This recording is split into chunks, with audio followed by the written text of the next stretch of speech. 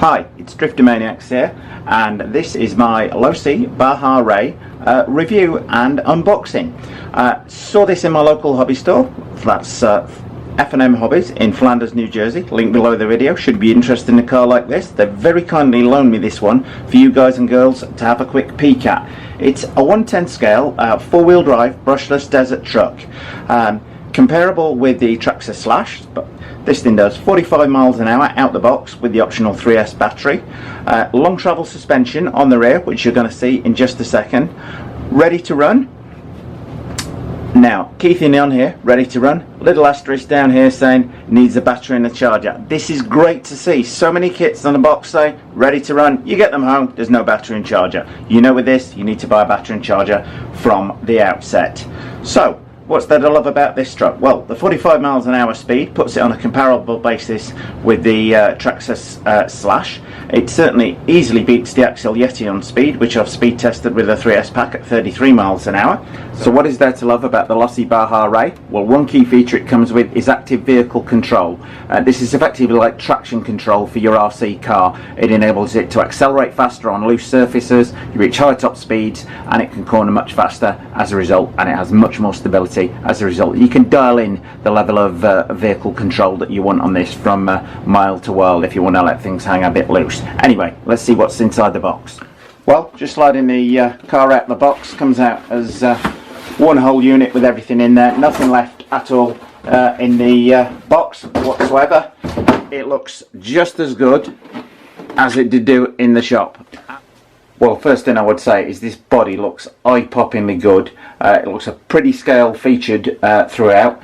Just spin it around. We've even got a co-driver in here. You've got all the nice roll cage on the back here. We've got the mock twin fans here for cooling the engine, just like on the real thing.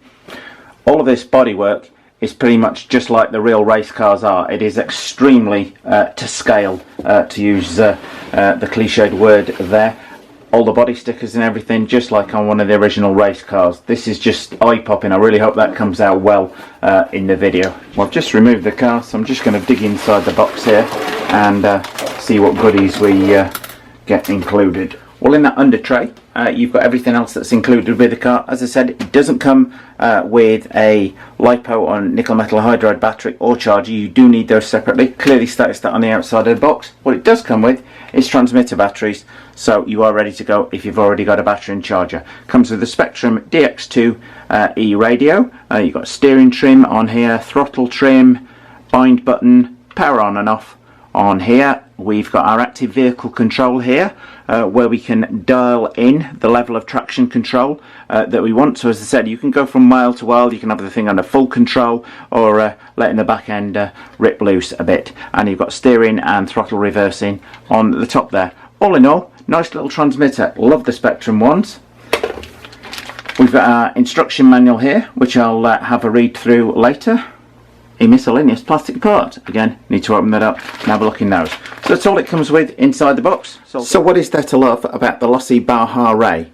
Well, for a start, it's four-wheel drive. It has a lock rear differential. It features the AVC control, which is certainly going to tame what would otherwise be tail-happy steering on there. But I personally like this kind of car where you can use the power to flick it out. Love my Axel Yeti for that very reason, where you can very much steer it on the throttle, and you can. This could be the same if you turn the AVC right down or even off, or you can use the AVC to tame the car.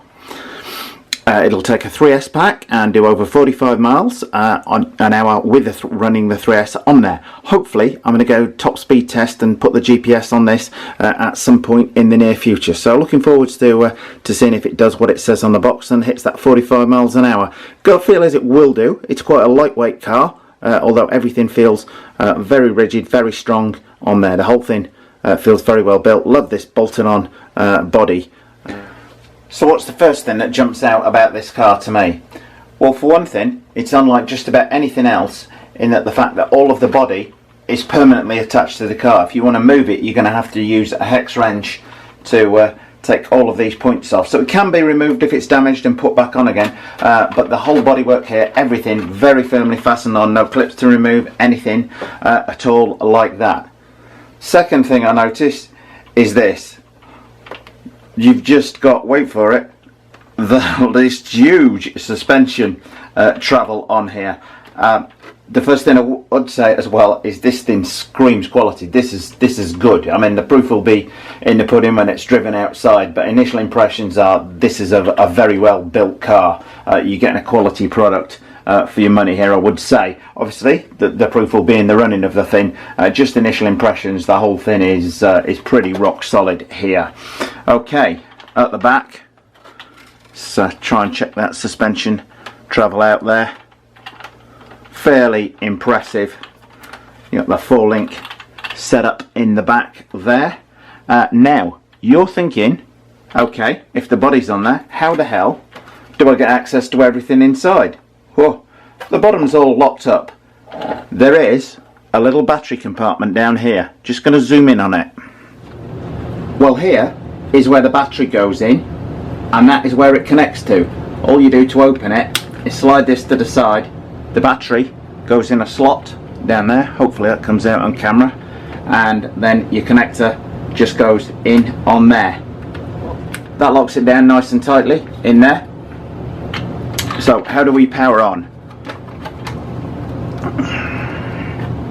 Well, our receiver switch is tucked away very handily, so it can't be damaged if the truck rolls over. It can't be flicked on and off if the truck rolls over. But it can be easily turned by your finger on there.